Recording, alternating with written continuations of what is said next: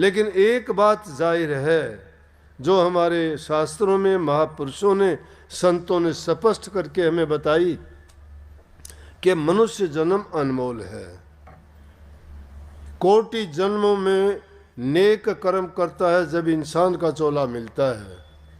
इसके समान दूसरा कोई जीवन नहीं है। इसी जीवन में आप ऐसा काम कर सकते हो जिससे आपकी जन्म मरण की व्याधि का इलाज हो सकता है। इसी जीवन में आपको सतगुरु, सत्संग और नाम मिलता है।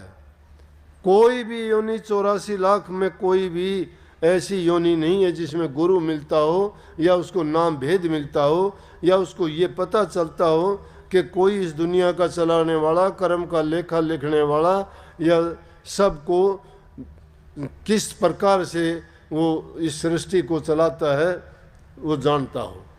ये ज्ञान और ये बुद्धि, ये विवेक और ये विचार सिर्फ इंसान के पास ही है। देवी देवता भी इन चीज़ों से बंधे हुए हैं। उनको भी काम करने का, कर्म करने का समय नहीं है। कर्म इसी योनि में, कर्म योगी बन के अगर तुम कर्म करोगे तो निश्चित रूप से अपने जीवन को सफल कर जाओगे। नहीं तो कौड़ियों के भाव बर्बाद करते किसका क्या जाता है।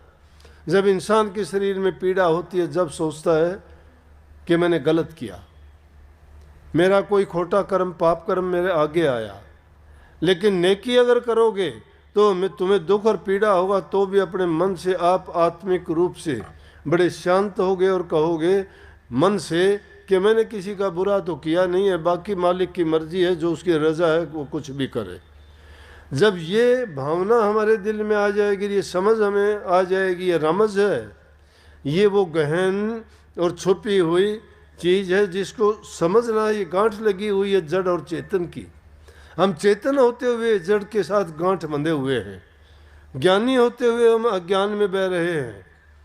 सब शक्तियों का हमारे पास भंडार होते हुए भी हम असहाय, निर्बल, दुर्बल की तरह से हम इस दुनिया में जीते हैं।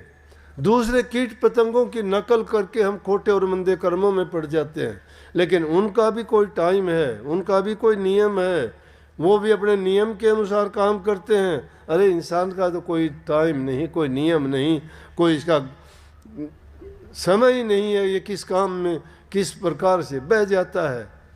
कभी काम के मद में, कभी क्रोध के मद में, कभी लोभ और कभी अहंकार के मद में।